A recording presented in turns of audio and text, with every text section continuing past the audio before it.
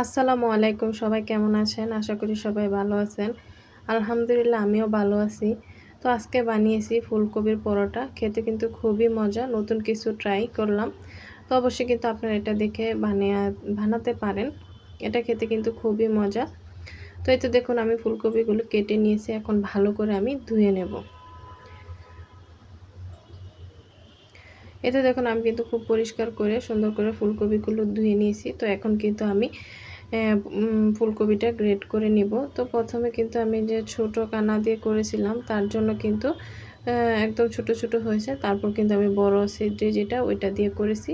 তো এখন একটু বড়টা একটু বড় বড় হয়েছে আর কি ফুলগুলো।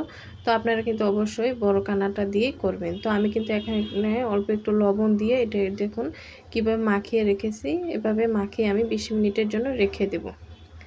তো এখন আমি কিন্তু পরোটার যে ডোটা বানাবো, তো এখানে কিন্তু আমি পরিমাণ মতো আটা দিয়ে দিচ্ছি আর দিয়ে দিচ্ছি তেল, লবণ। আপনারা চাইলে কিন্তু ময়দা দিলেও পারবেন, আপনাদের ইচ্ছা, একটা দিলেই হবে।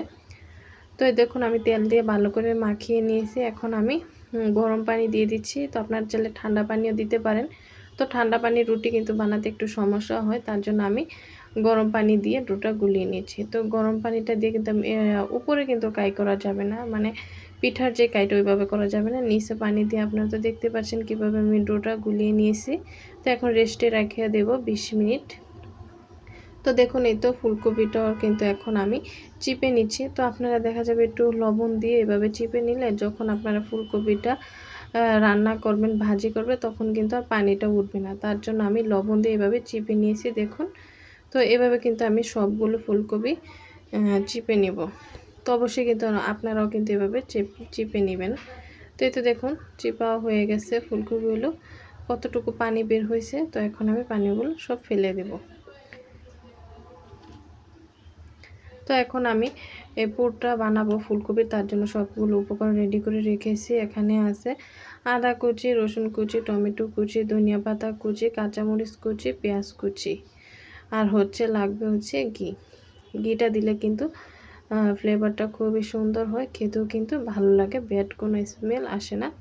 তো এই তো দেখুন এখন আমি বেশি করে ঘি দিয়ে দিয়েছি। ঘিয়ের ভিতরে কিন্তু এখন আমি পেঁয়াজ, আদা কুচি, রসুন কুচি, কাঁচামরিচ কুচি সব কিছু দিয়ে এখন একটু সময় নিয়ে আমি লাল লাল করে ভেজে নেব। তো আপনারা চাইলে কিন্তু তেল দিয়েও ভাজতে পারেন, এটা আপনাদের ইচ্ছা। তো ঘিটা দিলে একটু খেতে ভালো লাগে, তার জন্য দিয়েছি। এতে দেখুন লাল লাল করে কিন্তু এখন ভাজা হয়ে গেছে। এখন আমি টমেটো দিয়ে দিছি, টমেটো কুচিটা অবশ্যই দিবেন, দিলে কিন্তু ভালো লাগবে। তো এই তো দিয়ে আমি একটু নেড়েচেড়ে ভালো করে একটু ভেজে নিচ্ছি। এখন আমি সব ধরনের মশলা দিয়ে দিচ্ছি। অল্প একটু লবণ, অল্প একটু হলুদের গুঁড়ো, অল্প একটু মরিচের গুঁড়ো, অল্প একটু ধনিয়ার গুঁড়ো দিয়ে ভালো করে নেড়েচেড়ে একটু ভেজে নেব। তো লবণটা কিন্তু একটু ভুজিয়ে দিবেন, কারণ যেহেতু আপনি ফুলকপিটা লবণ দিয়ে কিন্তু আমি চিপেছি, তারপরে কিন্তু আমি আর ওয়াশ করিনি। তো তার জন্য লবণটা একটু ভুজিয়ে দেবেন, না হলে কিন্তু লবণে কাটা হয়ে যাবে। এতে দেখুন মশলাটা আমার ভাজা হয়েছে। তারপর আমি ফুলকপি দিয়ে আমি কিন্তু চুলার হাইটা বাড়িয়ে রেখেছি, বাড়িয়ে রেখে কিন্তু আমি এখন ভেজে নিচ্ছি।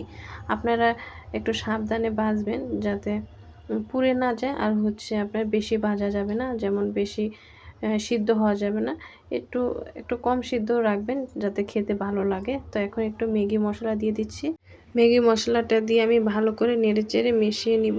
তো আমার ভাজিটাও কিন্তু হয়ে গেছে। আমি কিন্তু বেশি সিদ্ধ করিনি, আমি মিডিয়াম রেখেছি, বেশি সিদ্ধও না বেশি কাঁচাও না, মিডিয়াম।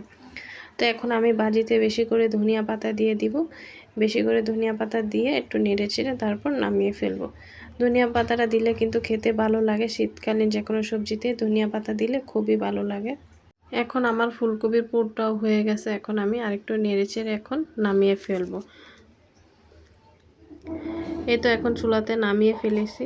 পুরটা আমি একটা প্লেটে বেড়ে নিয়েছি। তো এখন আমি এই যে ময়ানটা আছে, আটার ময়ানটা আমি এখন পরোটার জন্য যেভাবে লিচি কাটা হয় ঠিক এইভাবে আমি বড় বড় করে লিচি কেটে নিয়েছি। তো দেখুন এখন কিন্তু ছোটোবেলা আপনারা ঠিক যেভাবে পাতিল বানাতেন মাটি দিয়ে, এরকম একটা বড় করে পাতিল বানিয়ে নেবেন।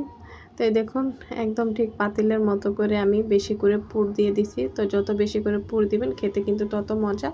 তো দেখুন আমি কিন্তু বেশি বেশি করে একদম ভরে ভরে কিন্তু পুর দিচ্ছি, দিয়ে সুন্দর করে আমি মুখটা লাগিয়ে দেব। তো অবশ্যই কিন্তু আপনারা একটু বেশি বেশি করে পুর দিবেন, তাহলে কিন্তু খেতে কিন্তু খুবই ভালো লাগে। তো এখন কিন্তু আমি মুখটা লাগিয়ে নিচ্ছি। মোমোর ঠিক যেভাবে মুখটা লাগায় ঠিক এইভাবে মুখটা আমি এখন লাগিয়ে নিচ্ছি। তো দেখুন, আপনারা দেখলেই বুঝতে পারবেন।